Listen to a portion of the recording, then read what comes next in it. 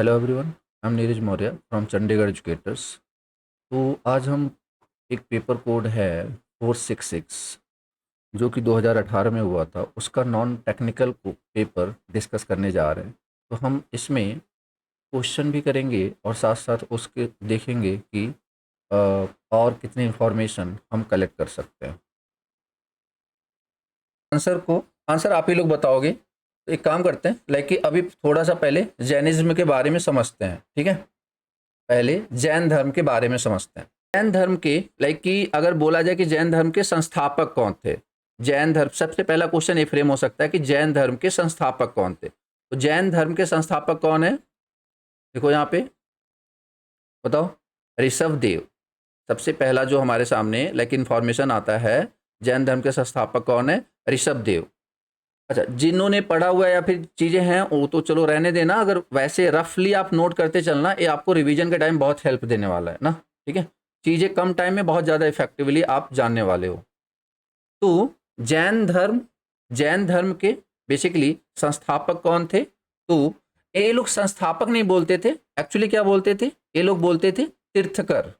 क्या बोलते थे, तीर्थकर, ठीक है, तीर्थकर। तो ये आप कौन थे, ऋषभ देव, ठीक है, ऋषभ देव। अच्छा, तीर्थकर भी बोलते थे, इनके दो नाम थे, लाइक एक तो संस्थापक, चलो ठीक है, उसके बाद तीर्थकर, या फिर मतलब इनका ऋषभ देव का एक और नाम था, क्या था, आदिनाथ। क्या था, आदिनाथ, ठीक है, ओके। तो अब एक क्वेश्चन ये फ्रेम होता है कि इनके बारे में, इनके जैसे कि यहाँ पे, इसके बाद अगर आगे चलें तो दूसरे गुरु थे, मतलब दूसरे तीर्थकर थे अजीतनाथ। बट वही बात है कि हमें सबके बारे में नहीं पढ़ना है। देखो, हमें जिनके बारे में पढ़ना है वो मैं बता दूं, मतलब कि जैन धर्म के बारे में जिनके बारे में इंफॉर्मेशन रहनी चाहिए, सबसे पहले ऋषभ देव। आप दूसरा याद कर सकते हो तो अच्छी बात है, लाइक कि अजीतनाथ, ठीक है। हाँ, इनका सिंबल लाइक कि ऑक्स और अजीतनाथ का एलिफेंट। अब इसके बाद जो आपको याद रखने हैं लास्ट के तीन, लाइक अरिस्टनेमी, पार्श्वनाथ एंड महावीर। और अगर देखा जाए कि सबसे फेमस ये जो लिस्ट है 24 लोगों की, 24 जैन धर्म के टोटल कितने तीर्थकर थे, तो आंसर इज 24।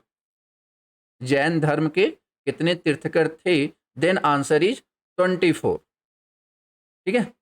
जैसे होता है ना कि एक लोग धर्म संभाल रहे हैं, हेड उस धर्म के हेड हैं, तो उसके बाद दूसरे आएंगे, फिर तीसरे आएंगे, इस तरीके से चीजें चलती थी। तो जैन धर्म के इस तरीके से टोटल 24 तीर्थकर थे। अब इसमें से अगर देखा जाए तो क्या है कि टोटल 24 में से आपको किसको किसको याद रखना है, तो पांच। ऋषभ देव पहले, अजीतनाथ दूसरे, उसके बाद अरिस्टनेमी। अरिस्टनेमी 22वें तीर्थकर थे जिनका सिंबल था शंख। उसके बाद पार्श्वनाथ, और लास्ट में सबसे इंपॉर्टेंट महावीर, इनका सिंबल है सिंह। तो ये बेसिकली पूछा जाता है, यहाँ पे बात करते हैं ऋषभ देव, अजितनाथ, अरिस्टनेमी, पार्श्वनाथ एंड महावीर, ठीक है। अब देखो, अब इनसे रिलेटेड क्या क्या क्वेश्चन फ्रेम हो सकते हैं। सबसे पहले वही कि जैन धर्म के प्रथम तीर्थकर कौन थे, तो ए थे। उसके बाद 22वें तीर्थकर कौन थे, एक क्वेश्चन आएगा, 22वें तीर्थकर कौन थे, 22वें तीर्थकर जैन धर्म के कौन थे, तो क्या बोलोगे, बोलो। अरिस्टनेमी, 22वें तीर्थकर कौन थे, तो अरिस्टनेमी। अब ये अरिस्टनेमी का उल्लेख एक्चुअली मिलता है ऋग्वेद में। ये बहुत ही, ये भी इंपॉर्टेंट पॉइंट है कि ये जो अरिस्टनेमी है, इनका उल्लेख कहां पे मिलता है, ऋग्वेद में, ठीक है, ऋग्वेद में। हालांकि उसमें ऐसा बोला गया कि ये जो अरिस्टनेमी थे, ये कृष्ण के, वासुदेव कृष्ण के भाई थे, ऐसा बोला गया है, बताया गया, डजंट मैटर, मतलब लाइक वही है कि उसमें जो लिखा गया हम उस पर थोड़ा सा बिलीव करते हैं, तो उस वे में ना, खैर। अब इसके बाद इन सबके जीवन के बारे में नहीं पढ़ना है, जीवन के बारे में पढ़ना है आपको सिर्फ और सिर्फ महावीर के बारे में, ठीक है। ये पांच नाम हमें याद हो चुके हैं, ऋषभ देव, अजितनाथ, अरिस्टनेमी, पार्श्वनाथ, महावीर, ठीक है। अब बात करेंगे हम सिर्फ मेनली किसके बारे में, महावीर स्वामी के बारे में। तो महावीर स्वामी का जो जन्म हुआ था, कब हुआ था? 540 ईसा पूर्व कुंडग्राम वैशाली में। कुंडग्राम वैशाली में। अब क्वेश्चन है कि कुंडग्राम है कहाँ पे एक्चुअली? तो कुंडग्राम बेसिकली है कहाँ पे? एनीवन? बिहार में। कहाँ पे है? बिहार में। ठीक है, कुंडग्राम कहाँ पे है? तो बिहार में। ओके, इनके जो पिता थे, इनका नाम था सिद्धार्थ। इनके पिता थे, महावीर स्वामी के पिता का नाम था सिद्धार्थ। और याद रखना, गौतम बुद्ध के बचपन का नाम क्या था? जल्दी बोलो। गौतम बुद्ध के बचपन का नाम क्या था? वो भी सिद्धार्थ था। तो आपको कंफ्यूज नहीं होना है। गौतम बुद्ध के बचपन का नाम सिद्धार्थ था और महावीर स्वामी के पिताजी का नाम सिद्धार्थ था। अरे बात समझ में? ठीक है। और अगर उनके पिता का नाम पूछा जाए, कि क्या बोलते हैं, महात्मा बुद्ध के पिताजी का नाम क्या था, तो क्या बोलोगे? वो बेटे का नाम था भाई साहब, शुद्धोधन। ठीक है, कौन था? शुद्धोधन। हाँ, उनके बेटे का नाम था राहुल। डन। और अब देखो, अब यहाँ पे जैसे मैंने बोला कि महावीर स्वामी का जन्म हुआ था 540 ईसा पूर्व कुंडग्राम वैशाली में। अगर यही पूछता कि गौतम बुद्ध का जन्म कब हुआ था, कहाँ हुआ था, बोलो गौतम बुद्ध का जन्म कहाँ हुआ था? तो वो हुआ था लुम्बिनी वन में। वेरी गुड, 563 ईसा पूर्व हुआ था लुम्बिनी वन में। जो लोग ये पहली बार सुन रहे होंगे वो रफ वे में लिखते चलेंगे, ठीक है ना? जिसको याद आ रहा है उसको, उसके लिए कोई दिक्कत नहीं है, ठीक है? तो क्या बात हो रही है कि लुम्बिनी वन में, ठीक है, जन्मस्थल। खैर, तो इनकी पत्नी का नाम था यशोदा। महावीर स्वामी की पत्नी का नाम क्या था? यशोदा। और इनकी पुत्री का नाम था अनुजा या फिर प्रियदर्शनी, ठीक है, जिनका विवाह हुआ था जामिल, जो कि बाद में इनका लाइक कि शिष्य भी बना। मतलब दामाद तो था ही, साथ में शिष्य भी बना। इनकी माता का नाम था त्रिशला, ठीक है, जो कि लिच्छवी राजा चेटक की सिस्टर थी। अरे बात समझ में?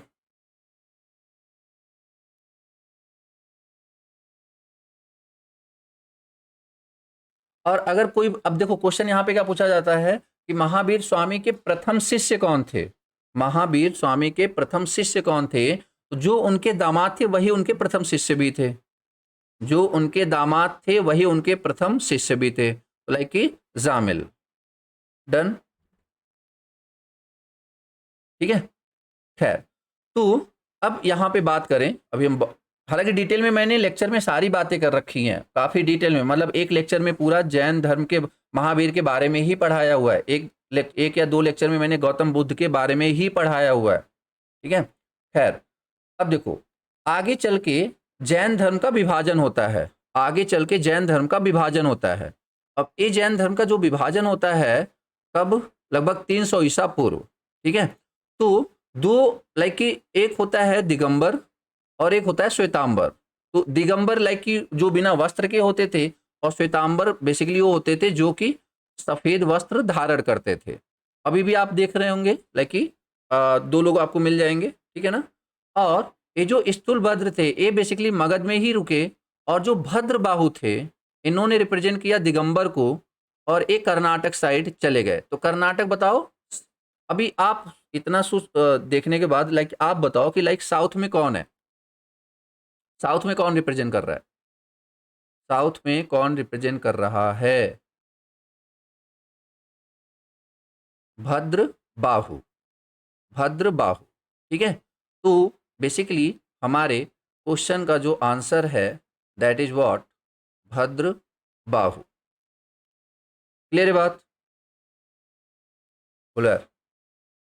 मैंने पहले ही बोला कि आप क्वेश्चन पे ज़्यादा फोकस मत करो, क्योंकि क्वेश्चन यहाँ रिपीट होने वाला है नहीं ना, ठीक है। या फिर होगा तो लाइक 5 से 10 पर, बहुत कम चांसेज है। The destruction of the Mauryan empire, Maurya साम्राज्य का पतन लगातार आक्रमण से हुआ था। भारत पर प्रथम आक्रमण किसने किया था? भारत पे लाइक जितने भी विदेशी आक्रमण हुए हैं, पहली बात तो ये समझो कि सबसे पहले लाइक कि ईसा पूर्व, जैसे अगर भारत में देखा जाए तो जो मेनली अटैक हुआ था ना, जो बहुत ज़्यादा हाईलाइटेड हुआ भारत पे अटैक, जब मौर्य वंश था, मौर्य वंश से जस्ट पहले, मौर्य वंश से जस्ट पहले अगर आप देखो तो उस समय भारत पे सिकंदर, मतलब सिकंदर उसके कुछ साल पहले ही सिकंदर ने अटैक किया था, हालांकि वापस चला गया था। वापस कब गया था याद है किसी को? सिकंदर ने जो अटैक किया था वहां पे उस ब्यास नदी से वापस चला गया था, किसी को याद है कब था? कौन सा डेट, कौन सा ईयर था वो? 326 था आई थिंक, नहीं 326 था। 323 में तो चंद्रगुप्त मौर्य बने थे शायद ना, चंद्रगुप्त मौर्य 323 में तो शायद चंद्रगुप्त मौर्य बने थे, उनके 3 साल पहले ही था। हाँ 326 था। तो सिकंदर ने जो अटैक किया था वो 326 के टाइम के आसपास किया था। तो उसके बाद भी उसके सेनापति, मतलब वो तो चला गया, फिर उसके जो जीता था वो सेनापतियों ने उसके ले रखा था, उसके जो सेनापति थे उन्होंने ले रखा था, ठीक है। तो उन्होंने फिर से अटैक किया था, सिकंदर वापस चला गया था, बट उन्होंने जो जीता था तो उसी में से फिर आगे चल के चंद्रगुप्त मौर्य ने उनकी लड़की से शादी भी करी थी, दहेज में आधा, जो उन्होंने जीता था दहेज में आधा चंद्रगुप्त को मिल गया था। हाँ सेल्यूकस निकेटर, सही बात है। चलो अब बात को समझते हैं। तो जो ये भारत पे विदेशी आक्रमण हुए थे बेसिकली, उसमें सबसे पहले स्टार्ट हुआ था ए लाइक कि ए ईरानी फारसियों द्वारा, ठीक है, ईरानी फारसी के द्वारा। लेकिन ऑब्वियस सी बात है कि इन्होंने स्टार्ट किया था, लाइक भारत में एंटर करने की कोशिश करी थी, इसका मतलब ये नहीं कि इन्होंने राज्य किया था। अटैक की बात चल रही है, ठीक है। ऑब्वियस सी बात है सक्सेसफुल नहीं हुए थे, तभी ये हाईलाइटेड नहीं हुए। उसके बाद आया था कौन? यूनानी, सिकंदर। उसके बाद कौन आया था बेसिकली? और देन शक, पल्लव और कुषाण। शक, पल्लव और कुषाण, ये मौर्य काल के टाइम, मौर्योत्तर काल के बारे में ही बात हो रही है। तो अब यहाँ पे ध्यान से देखो, ये लोग आए, ये तो असफल हो गए थे, इनका कोई जिक्र ही नहीं है कहीं पे। दूसरा अटैक यूनानी, मतलब सिकंदर द्वारा। तो सिकंदर ने जीता, भारत के आसपास का एरिया जीता, बट उसके बाद क्या किया, लाइक वहां पे से वापस लौट गया। कब लौट गया? 326 में। मतलब देखा जाए टेक्निकली तो अभी तक भारत पे अटैक नहीं हुआ है। तो भारत पे जो टेक्निकली पहला अटैक हुआ वो किसने किया? तो हिंद यूनानी के लोगों ने, हिंद यूनान के शासक, ठीक है। इंडो ग्रीक बोलते हैं इनको, इनको क्या क्या बोला जाता है, इनकी थोड़ी सी हिस्ट्री समझते हैं। अगर इतना आपने समझा होगा, इसके बाद फिर शक आए, लाइक कि पल्लव, देन कुषाण, ठीक है, इसके बाद आए फिर। इसका मतलब अगर मैं यहाँ पे एक बार फिर से जाऊं तो चलो मैं एक बार पहले हिंद यूनानी के बारे में बता देता हूँ। हिंद यूनानी के बारे में ये सब लिखते चलना, ऐसे छोड़ना मत, क्योंकि इंफॉर्मेशन लाइक कि ये आपको एक साथ नहीं मिलेगी, ठीक है ना। अभी समझोगे सब याद आ जाएगा, बाद में सिर्फ भूल जाओगे, सब भूल जाओगे। तो हिंद यूनानी के लोगों को बेसिकली बोला क्या क्या जाता है? एक तो बोला जाता है इंडो ग्रीक, एक तो बोला जाता है इंडो ग्रीक, ठीक है, या फिर हिंद यवन, या क्या बोला जाता है? हिंद यवन। या फिर इसके अलावा क्या बोला जाता है? बैक्टीरियन, बैक्टीरियन ग्रीक्स, ठीक है, क्या बोला जाता है? Bactrian Greeks, Bactrian Greek. ये सारे एक ही नाम है, हिंद यूनानी, इंडो ग्रीक, हिंद यवन, बैक्टीरियन ग्रीक, ठीक है, ये सारे एक ही नाम है। इसमें देखा जाए तो लाइक कि टोटल 30 रूलर्स हुए थे, ठीक है। अच्छा अब क्वेश्चन आता है कि ये लोग भारत पे अटैक किए कब थे? तो एक्चुअली इनका अटैक हुआ था लगभग 180 बीसी से लेकर के लगभग 10 एडी तक, इनके बीच, मतलब 180 ईसा पूर्व से लेकर के 10 ईस्वी तक, मतलब लगभग 190 साल तक इनका वर्चस्व इधर रहा। ऑब्वियसली पूरे भारत पे नहीं रहा था, लाइक थोड़े से एरिया पे, ठीक है। अब ये जो इन हिंद यूनानी शासक थे, इनकी दो ब्रांचेस थी, इनकी दो ब्रांचेस थी, कौन कौन सी? एक का नाम था ड्रेमेट्रियस, एक का नाम था डेमेट्रियस ब्रांच, और दूसरा था यूरके या यूक्रेटाइडस, टाइडस, यूक्रेटाइडस, ठीक है, डन। अब ये लोग किस एरिया में थे? तो ये लोग बेसिकली थे पंजाब, लाइक उसको उस समय बोलते थे साकल, ठीक है, मतलब एक तरीके से ये और डेमेट्रियस क्यों? क्योंकि डेमेट्रियस ही इस ब्रांच का जो संस्थापक था, वो कौन था? डेमेट्रियस, ठीक है ना, डन। और इसमें दो बहुत ही फेमस शासक हुए, कौन कौन? एक का नाम था अपोलोडोटस, अपोलोडोटस,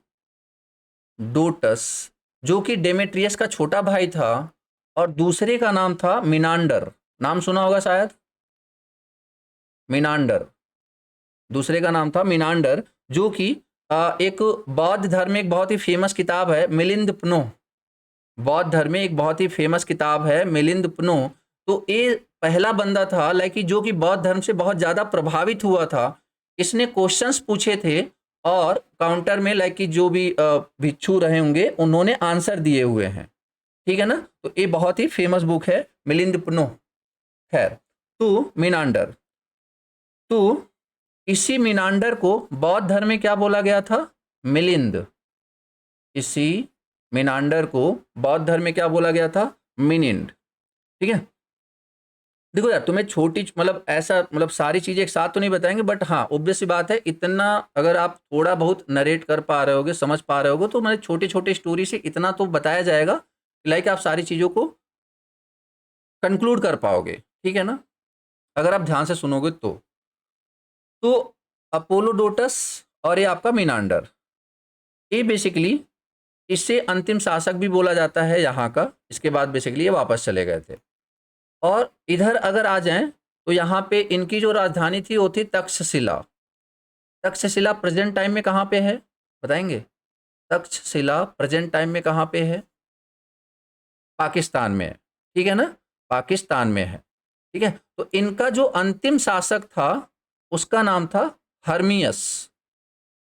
हर्मियस मतलब इस ब्रांच का अंतिम शासक था, आप मान लीजिए मिनांडर, डेमेट्रियस शाखा का, और यूक्रेटाइडस का अंतिम शासक था हर्मियस, नाम पूछते हैं, ठीक है, ओके। तो ये थोड़ी सी हिस्ट्री थी किसके बारे में? किसके बारे में? इंडो ग्रीक के बारे में। इंडो ग्रीक के बारे में थोड़ा बहुत आइडिया लगा हमें? बोलो यार, थोड़ा बहुत आइडिया लगा हमें, ठीक है। तो अब बाकी जो लोग भी आए थे ये लोग भी विदेशी ही थे, देखो यहाँ पे लाइक कि ये लोग भी विदेशी ही थे, हिंद मतलब ये शक, पल्लव, कुषाण, ये सारे विदेशी ही थे। बट यहाँ से आप साफ साफ देख पा रहे हो कि इंडिया पे सबसे पहला अटैक किसने करा हुआ है? बोलो, इंडिया पे सबसे पहला अटैक किसने करा हुआ है? अब बताओ, what is the answer? What is the answer?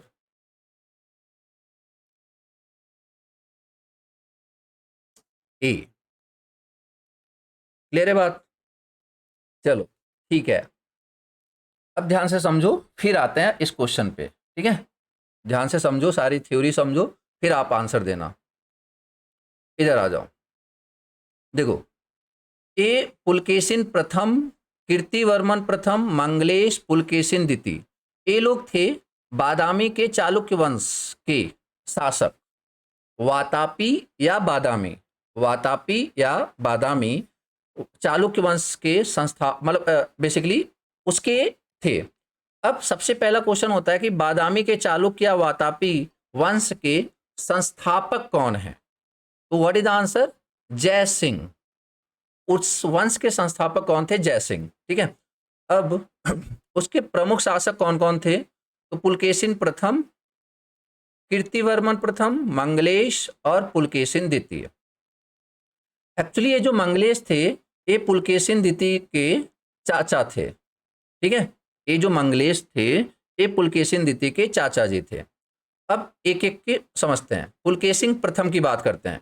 तो पुलकेशिन प्रथम ने अश्वमेघ यज्ञ करवाया था, वाजपेयी यज्ञ करवाया था और हिरण्यगर्भ यज्ञ करवाया था, ठीक है। और कीर्तिवर्मन को बेसिकली बोला जाता है वातापी का निर्माण करता, मतलब इसने सच में उसको फैलाया था काफी, ठीक है ना, मतलब इसने काफी मतलब एरिया, मतलब जीता था आसपास का एरिया। और पुलकेशिन द्वितीय ने बेसिकली कौन कौन से यज्ञ करवाए थे? बहुसुवर्णा यज्ञ और अग्निष्टोम यज्ञ। ठीक है, ओके।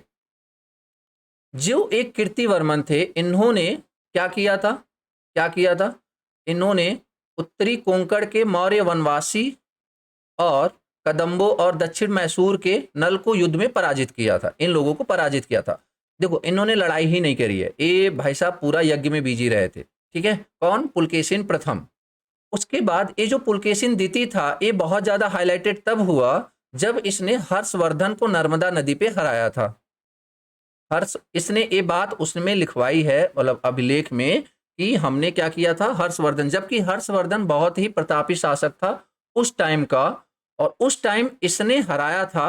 और वो भी मतलब लाइक कि ऐसे, मतलब वो जो सिचुएशन थी लाइक कि प्लेस की वजह से। ठीक है, वो जब डिटेल में देखोगे तो आइडिया लगेगा आपको।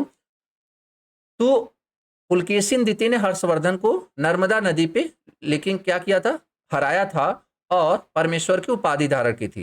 ये जो क्वेश्चन है ना, ये आपके 829 या 849 में किसी में आया हुआ क्वेश्चन है कि हर्षवर्धन को किसने हराया था। तो आंसर इज पुलकेशिन द्वितीय ने हराया था। ठीक है, खैर आगे बढ़ते हैं।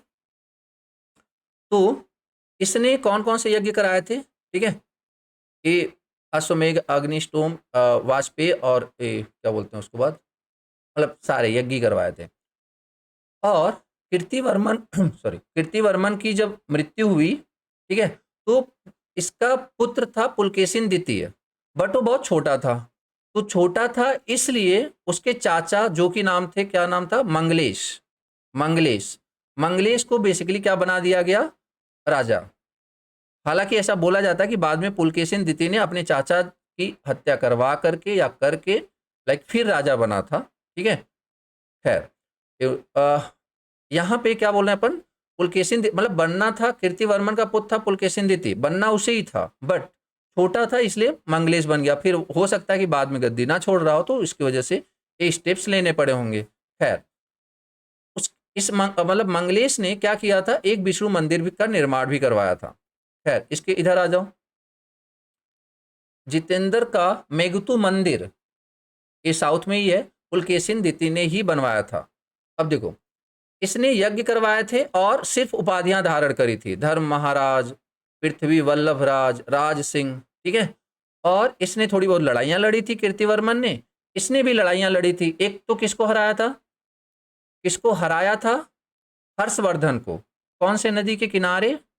कौन से नदी के किनारे? तो नर्मदा नदी के किनारे। अब एक किससे हारा था? अब वो समझो किससे हारा था।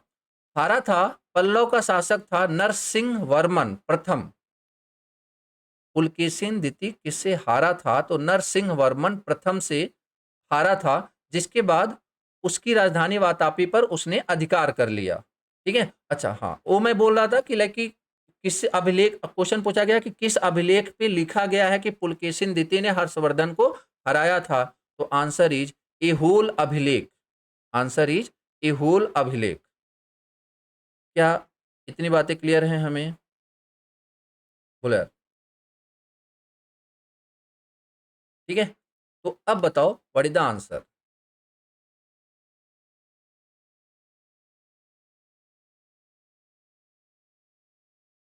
आंसर इज पुलकेशिन प्रथम। आंसर इज पुलकेशिन प्रथम। क्लियर है? आगे बढ़ जाएं।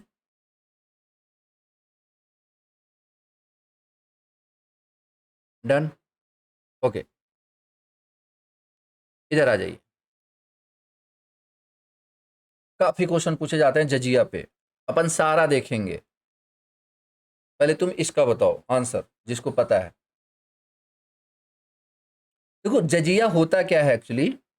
जजिया इज लाइक अ टैक्स जो कि गैर मुसलमानों से लिया जाता था, अगर वो अपने धर्म को फॉलो करना चाहते हैं।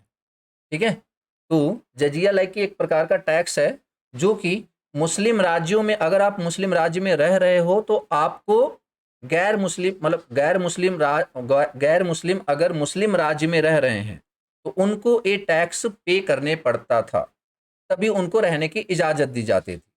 ठीक है, नहीं, या रहने के, चलो रहने को एक बार रहने भी देते थे, बट वो आपको अपना धर्म का पालन नहीं करने देंगे। लाइक कि अगर आप उन्हें जजिया कर नहीं दे रहे हो तो वो बेसिकली आपको पूजा पाठ नहीं करने देंगे। जो भी धर्म अपनाना चाहते हो, पूजा करना चाहते हो, नहीं करने देंगे। ठीक है, तो अगर देना है, मतलब पूजा करना है, तो लाइक आपको जजिया कर देना पड़ेगा। ठीक है, अब अगर बात करें कि भारत में जजिया कर सबसे पहले किसने लगाया था, तो सबसे पहले देखो भारत में पूछेगा। अब यहां पे देखो एक छोटी सी चीज कंफ्यूज करती है, मेरी बात ध्यान से सुनना। भारत पे मुसलमानों का सबसे पहला अटैक किसने किया था, कब किया था, पहले मुझे बताओ। First attack by Muslims in India, Muhammad bin Qasim. किसने? मोहम्मद बिन कासिम। मोहम्मद बिन कासिम ने कब किया था? 712 में। मोहम्मद बिन कासिम ने कब किया था? तो आंसर इज 712। ठीक है, ओके। तो इसने सिर्फ एक छोटा सा एरिया, मैंने इसके बारे में पूरी डिटेल हिस्ट्री बताई है तुम्हें कि मोहम्मद बिन कासिम क्यों आया था, किसने उसके साथ छेड़खानी करी, लाइक कि समझो नहीं, ये सारी चीजें याद हैं? ऐसे नहीं आया था ना? स्टोरी याद है कि नहीं? मोहम्मद बिन कासिम भारत में क्यों आया था, क्यों अटैक किया था, सारी बातें हमने डिस्कस करी हुई हैं। ठीक है, खैर, तो बेसिकली जब आया करवा दिया, तो देवल का जो प्रांत था, राजा का नाम याद है किसी को? देवल का, उस सिंध प्रांत का जो देवल था उस समय वहां का राजा कौन था? एनीवन? राजा का नाम था दाहिर। राजा का नाम था दाहिर, याद आया? बोलो यार। राजा का नाम था दाहिर। ठीक है, तो दाहिर उस समय वहां का राजा था। तो उसने, फिर ये लोग आए, अरब से आए, अटैक किया, और अब उसने हरा दिया तो वहां के लोगों को ऑब्वियस सी बात है फिर अपने हिसाब से चलाने की कोशिश करेगा। तो उसने क्या लगा दिया था? जजिया कर। तो पहली बार अगर देखा जाए तो भारत में जजिया कर जो साक्ष्य मिलता है वहां से मिलता है। बट अगर एग्जाम में आएगा और एग्जाम में ऑप्शन मोहम्मद क्या बोलते हैं, कुतुबुद्दीन ऐबक है, क्योंकि भारत में जो सबसे पहला रूल किया परमानेंट, वो किसने किया? भारत में सबसे पहला रूल परमानेंट किसने किया? बाकी लोग आते थे, लूट के चले जाते थे। कुतुबुद्दीन ऐबक कौन से वंश से बिलोंग करता है ये? कुतुबुद्दीन ऐबक कौन से वंश से बिलोंग करता है? गुलाम वंश से। कौन से वंश से? गुलाम वंश। हाँ, दिल्ली सल्तनत का प्रथम, लाइक कि गुलाम वंश से। ठीक है, तो उससे अगर देखा जाएगा, क्वेश्चन पूछेगा कि भारत पर जजिया कर इंप्लीमेंट करने वाला पहला शासक कौन था, तो answer is Qutubuddin Aibak. Qutubuddin Aibak option में नहीं है और मोहम्मद बिन कासिम है, तब आप आंसर में क्या लगाओगे? मोहम्मद बिन कासिम। और अगर गलती से दोनों आ गया तो लाइक कि प्रायोरिटी आप कुतुबुद्दीन ऐबक को ही देना। हाँ, अगर कुतुबुद्दीन ऐबक है ही नहीं तो आंसर पक्का आपको क्या दिया रहेगा ऑप्शन में? मोहम्मद बिन कासिम। क्योंकि मोहम्मद बिन कासिम बहुत छोटे से एरिया में लगाया था, इसलिए उसको थोड़ा सा अवॉइड करते हैं। और जो कुतुबुद्दीन ऐबक था उसने बहुत बड़े भारत के बहुत बड़े हिस्से पे जजिया कर लगाया था, इसलिए उसका नाम लिया जाता है। क्या यहां तक सारी बात क्लियर है जजिया कर से रिलेटेड जितनी बातें हुई अभी तक? बोलो यार। ठीक है, अब आगे देखो।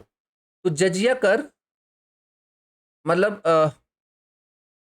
लगाने दिल्ली सल्तनत का मतलब ये फिरोज तुगलक था बेसिकली।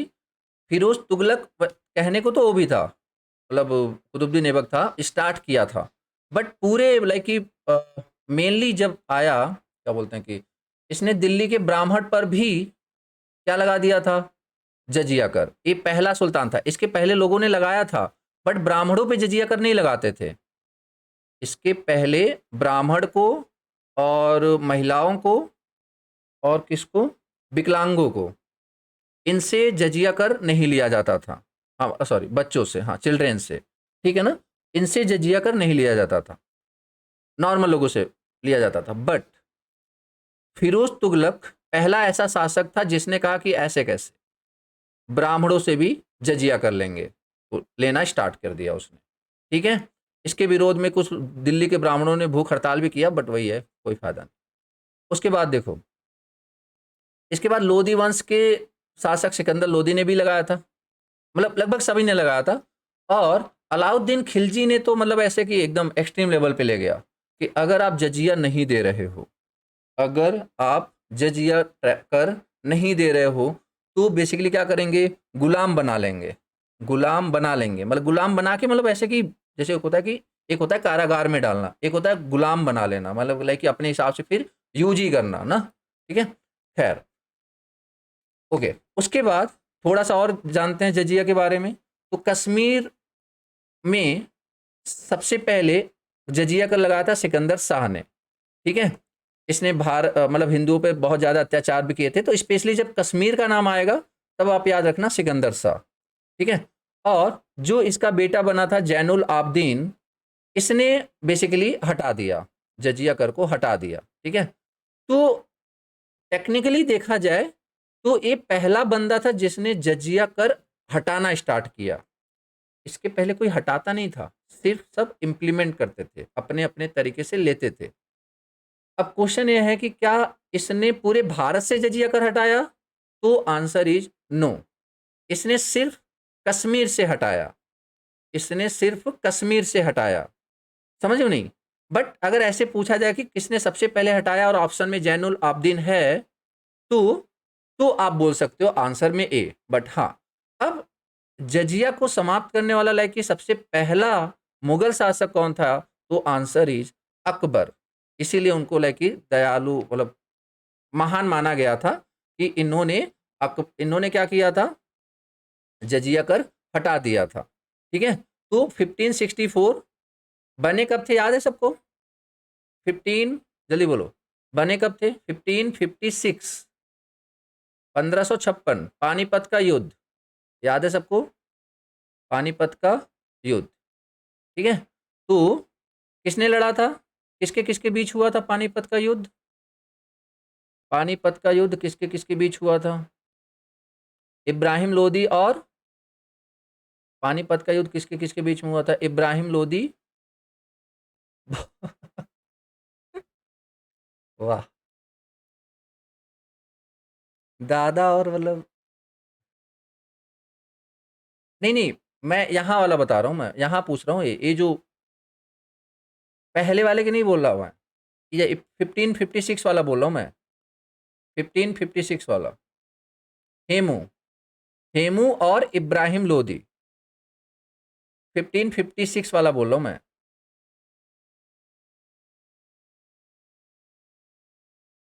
ठीक है, हाँ सेकंड पानीपत, मतलब फर्स्ट पानीपत तो ठीक है, बाबर और किसके बीच हुआ था? बाबर ने किसको हराया था? इब्राहिम लोदी को। बाबर ने इब्राहिम लोदी को। और यहाँ पे हेमू को किसने हराया था? अकबर का संरक्षक कौन था? बैरम खान। अकबर का संरक्षक कौन था?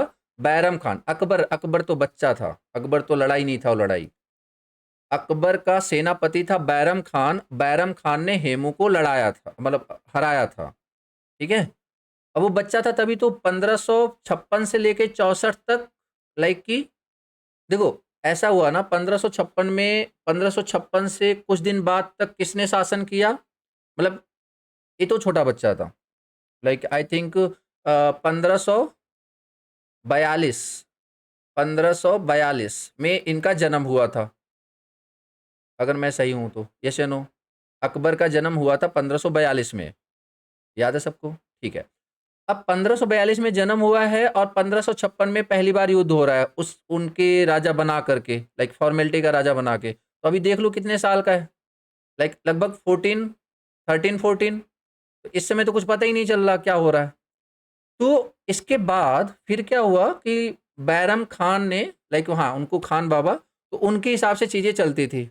उसके बाद फिर उनकी एक दाई माँ थी, उनके खान मतलब इनको हटवा करके, राजनीतिक कूटनीति से हटवा करके महामनगा, महामनगा, तो उनका जो शासन चला था उस शासन को बोलते हैं आई थिंक क्या बोलते थे, पेटीकोट शासन ऐसे कुछ बोलते थे। नहीं नहीं, पर्दा प्रथा नहीं, पेटीकोट शासन बोलते थे उस समय को। ठीक है, तो उसके बाद फिर मतलब एक तरीके से बड़े मतलब हाईलाइट हुए अकबर 1564 में। तो फिर यहाँ से जब उनको समझ स्टार्ट हुई, तब इन्होंने देखा कि नहीं यार हिंदुओं के साथ गलत हो रहा है, तो इन्होंने क्या किया, लाइक कि 1564 में हटा दिया। बट कुछ लोगों के दबाव में आकर के 1575 में फिर से लगाया था, बट 3-4 साल बाद फिर से हटा दिया। ठीक है, तो क्वेश्चन पूछे कि जजिया कर समाप्त करने वाला सबसे पहला शासक कौन था, तो आंसर इज अकबर। ठीक है, ओके।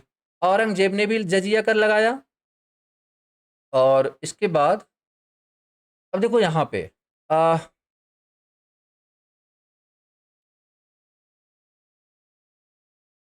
1712 में जहांदार शाह ने लगभग खत्म कर दिया,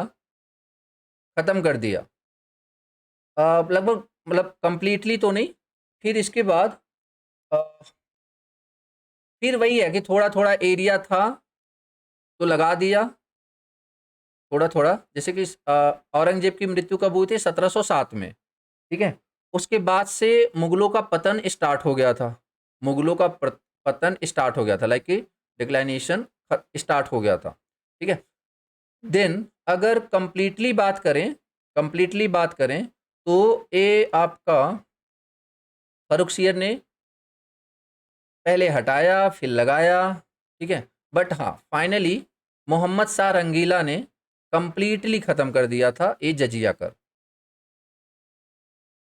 अब देखो यहाँ पे दो चीजें, अगर कोई बोले कि कंप्लीटली किसने खत्म किया था, तो कंप्लीटली मतलब एकदम से खत्म किया था, दो ऑप्शन आप ढूंढना, जहांदार शाह और मोहम्मद शाह रंगीला। और अगर भारत से सबसे पहले किसने खत्म किया, तो what is the answer, Bharat से सबसे पहले किसने खत्म किया, तो what is the answer, Akbar. ठीक है ना। और ब्राह्मणों पे किसने लगाया था, जैसे अब अपन क्वेश्चन पे आ जाएं, व्हाट इज द आंसर, बोलो जल्दी। दिल्ली के कौन से सुल्तान ने ब्राह्मणों से जजिया कर वसूला था, तो आंसर इज फिरोज तुगलक। ठीक है, और भारत पे सबसे पहले इंप्लीमेंट किसने किया था, भारत पे सबसे पहले इंप्लीमेंट किसने किया था जजिया कर, कुतुबुद्दीन ऐबक, कुतुब नहीं नहीं नहीं नहीं नहीं, कुतुबुद्दीन ऐबक। जब तक स्पेशली या तो ऑप्शन में सिर्फ कासिम रहे, या तो सिंध वाले एरिया का नाम ले ले, तभी आप बोलोगे कासिम, अदरवाइज आप याद रखना कुतुबुद्दीन ऐबक। ठीक है, कंफ्यूजिंग है, याद रखना इसको। आगे बढ़ते हैं, चलो इनके बारे में बताओ। ध्रुपद धमार गायन शैली की शुरू की गई थी किसके द्वारा, अमीर खुसरो के द्वारा, राजा मान सिंह तोमर के द्वारा, तानसेन के द्वारा, विष्णु दिगंबर पुलस्कर द्वारा।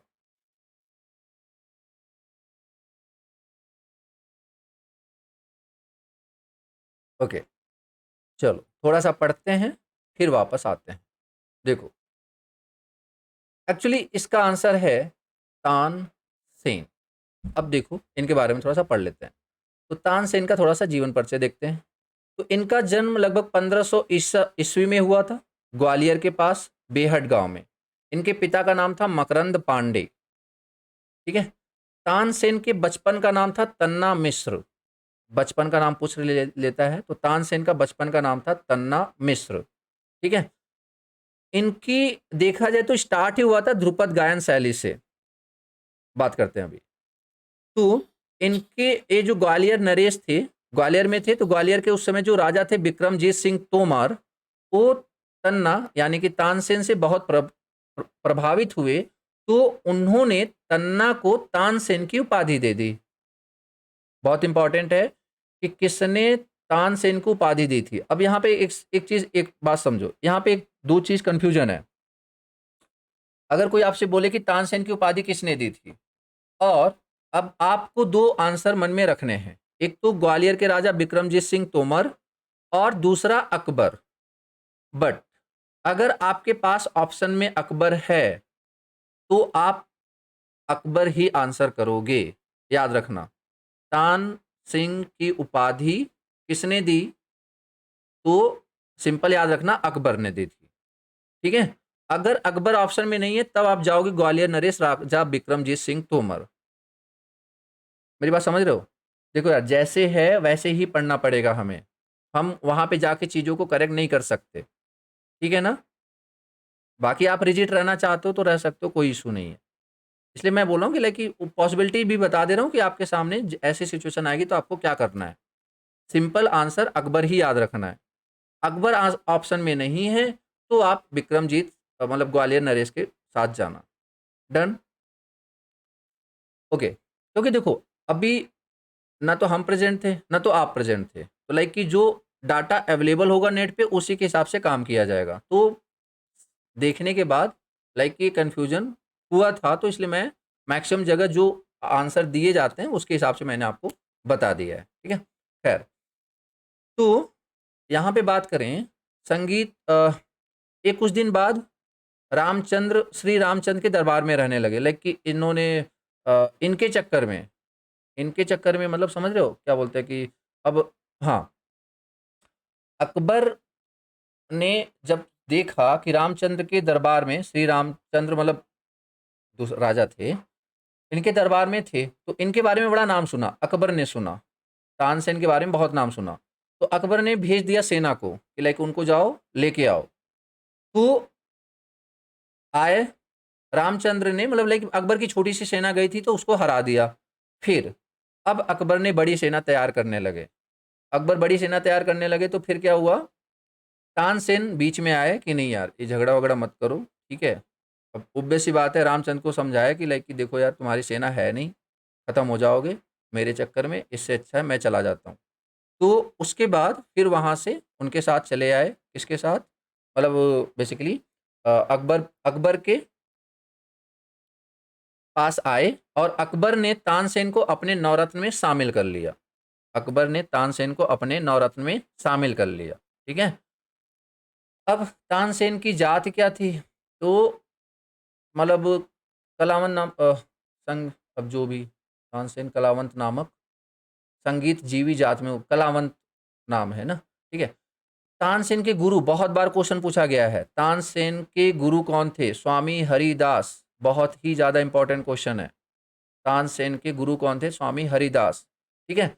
उसके बाद इन्होंने कुछ नए नए वाद के आविष्कार किए थे, लाइक सुरबहार नामक वाद, और जो कि इन्होंने बीड़ा और सितार के आधार पर बनाया था। और बीड़ा के आधार पर इन्होंने एक बनाया था जिसका नाम था रबाब। ठीक है, डन। इसके अलावा तानसेन की कुछ उपलब्धियां थी, इन्होंने अनेक रचना करी जिसके नाम थे मियाँ मल्हार, मियाँ की सारंग, मियाँ की तोड़ी, दरबारी कन्नड़ा।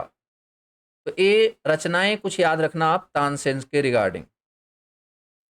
ठीक है, मियाँ मल्हार, मियाँ की सारंग, मियाँ की तोड़ी, मतलब मियाँ आ जाए तो समझ जाना कि तानसेन जी ने ही लिखा हुआ है। ठीक है, एक छोटा सा की पॉइंट याद रखना।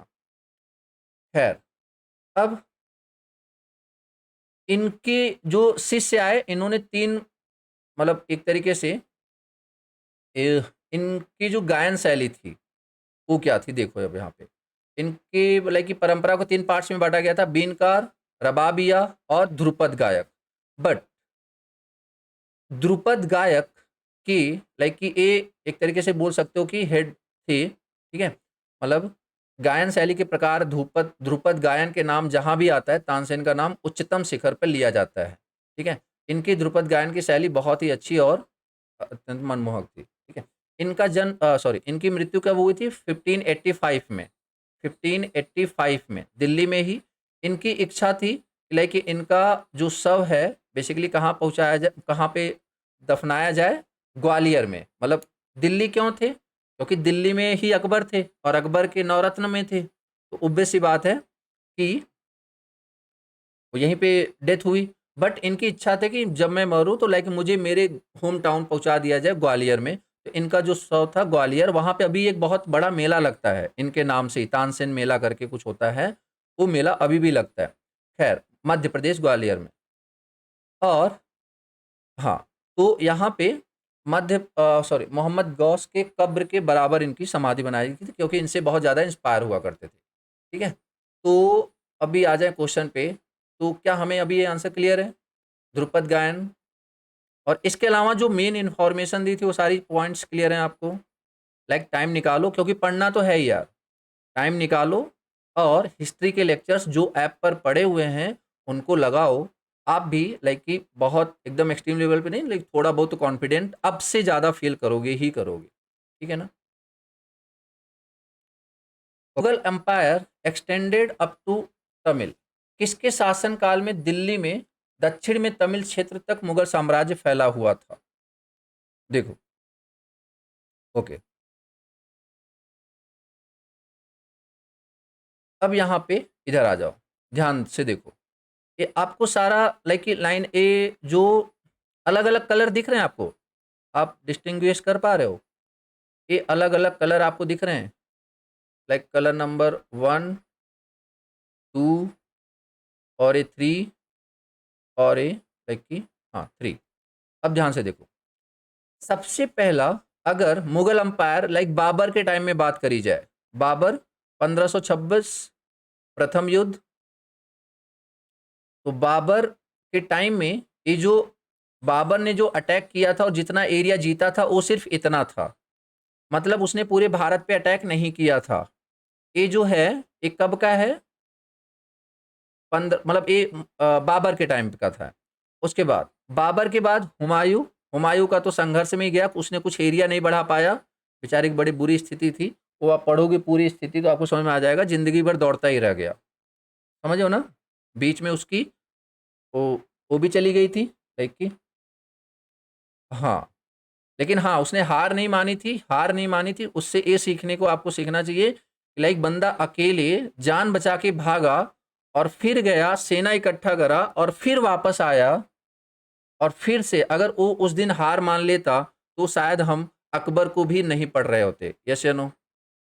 मतलब जस्ट उसके पॉइंट ऑफ व्यू से बात करूं मैं, समझो नहीं मेरी बात। तो ये सारी चीजें आप वहां से, मैं उस पर्सन से नहीं, उस पर्सन के जो काम से था उससे इंस्पायर होने के लिए बोल रहा हूँ। लेकिन उसने हार अगर मान लिया होता, अकेला जान बचा के भागा होता, छोड़ सोचता कि चलो छोड़ो रहने दो अब क्यों जाना, लेकिन नहीं, उसने 10 साल 12 साल कोशिश करी, सेना इकट्ठा किया, फिर से आया, और फिर से उसके बाद फिर हुमायूं, अगर हुमायूं उसी समय हार मान लेता तो अकबर का भी नंबर ही नहीं आना था। मैं फिर से बोल रहा हूँ, पर्सन से नहीं, यहाँ पे उसके काम से आप। अब उसके बाद दूसरा, अब ये जो एरिया है ये सेकंड वाला एरिया, अब ये किसने जीता था? ये था अकबर का, लाइक अकबर का, समझ रहे हो। ये दूसरा वाला क्या है? अकबर का, लाइक कि इसने थोड़ा, क्या अकबर ने पूरे भारत पे राज किया? तो आंसर इज नो। क्या अकबर ने साउथ पे राज किया? तो आंसर इज नो। तो लाइक कि पहला जो यहाँ पे शासक हुआ मुगल का, जिसने बेसिकली रूल किया, वो कौन है? औरंगजेब, जिसने पूरे ही लगभग यहाँ पे, तो औरंगजेब, तो औरंगजेब लेकिन यहाँ तक, ठीक है, हाँ सही बात। अब यहाँ पे देखो, यहाँ पे क्या है? What is the answer? ये देखो, ये पूरा आप यहाँ से देख सकते हो, ये पूरा मुगल अंपायर का मैक्सिमम है, ये मुगल अंपायर का पूरा मैक्सिमम। और किसके टाइम में, किसके टाइम में है ये? एक्चुअली औरंगजेब। और ये जो पर्सन था, मतलब लास्ट जो उसने जीता था, वो एक्चुअली विजयनगर के बाद ही वो हाईलाइटेड हुआ था। खैर, तो आंसर हमारा है मुगल अंपायर का, वो क्या है? औरंगजेब। डन, आगे बढ़ते हैं यार। 127।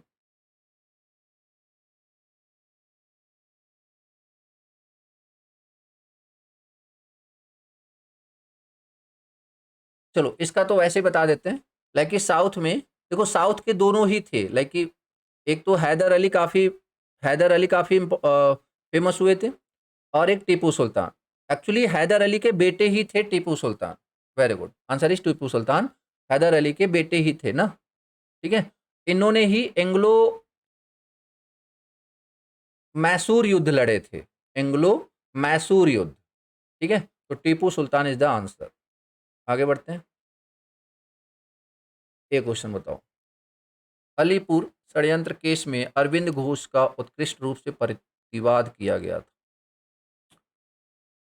ये मॉडर्न हिस्ट्री से है क्वेश्चन, ये मॉडर्न हिस्ट्री से, चलो एक बार पढ़ते हैं।